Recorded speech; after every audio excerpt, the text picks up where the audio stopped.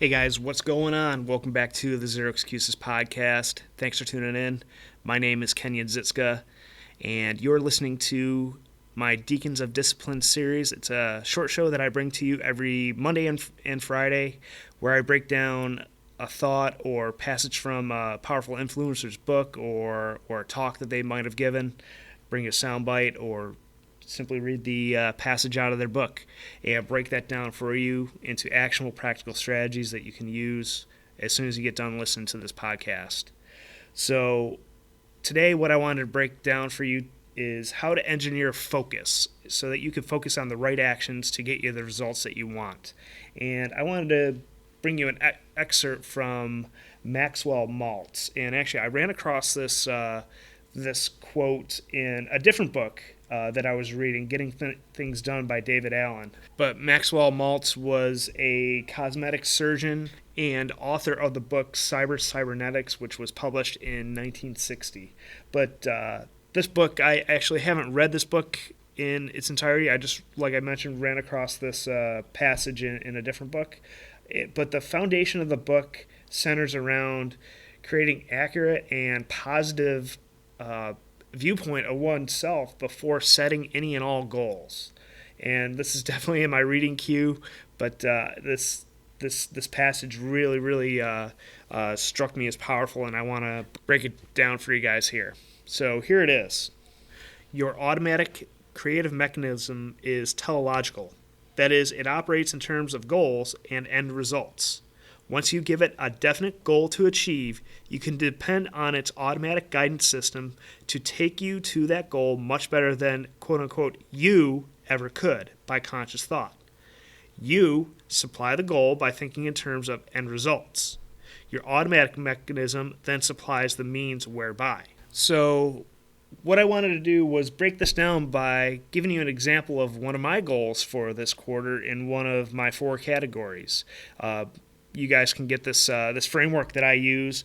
Go back to my Crush 2018 series that I brought to you at the beginning of the year if you want to follow along here. But essentially, I break my goals down into 3 parts. Number 1, the outcome. Number 2, the evidence that outcome is true. And then number 3, the actions that one needs to take to materialize that evidence. And then also don't forget you need to tie that outcome back to your vision that you set at the beginning of the year as well. So to illustrate this, I'm going to break down my health objective or goal for this quarter. And that goal simply is to have the energy necessary to complete my daily tasks and yet still have energy left over to spend meaningful time with my family. Basically get everything I need to get done at work and then be able to come home and still have the energy necessary to enjoy my daughter, my wife, and the finer things in life. So that's the overall goal. I know people throw around the term SMART goals, which is all fine and dandy, but that personally doesn't resonate well with me. I like to think in terms of what's the feeling that I want to have in this category. How do I want to feel? How do I want this to look? And then I'll break that down into the evidence. So what does that evidence? So my first piece of evidence in my health category is I'll be able to complete a go ruck heavy, tough, light weekend, and that's basically doing a 24-hour challenge followed by a 12-hour challenge followed by a 6-hour challenge with very little break in between. So essentially it's a 48-hour fitness challenge type event. I'll drop a link in the show notes here if you're curious to find out more about that. But if I'm able to do that, I should have no problem putting in an honest day's work at my day job, doing what I do here at Zero Excuses, and still have plenty of time and energy to spend with my family at the end of the day. The second piece of evidence is that I should be able to run 5 miles in 40 minutes or less. And then a third piece of evidence is that I want to have a nice-looking physique, and I'll be able to measure that by being able to add 10 pounds of muscle and dropping 10 pounds of fat. So that's how I break down my goals and how I'm able to engineer focus on what I need to do on a day-to-day basis to achieve that goal. Because I think a lot of people get wrapped around the axle focusing on the goals and not the actual actions that it takes to materialize our goals. And that's how I engineer, bringing it back to today's topic of engineering focus.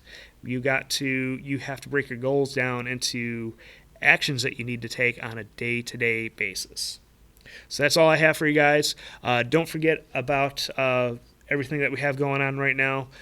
First is our closed Facebook group over at facebook.com/groups/0excuses. Second of all, again, I've committed to completing 100,000 burpees and raising $25,000 towards Mark Devine's Courage Foundation and their overall effort to raise $250,000 to support programs designed to help veterans combat PTSD and ultimately eliminate the 22 veterans that are taking their lives each and every day.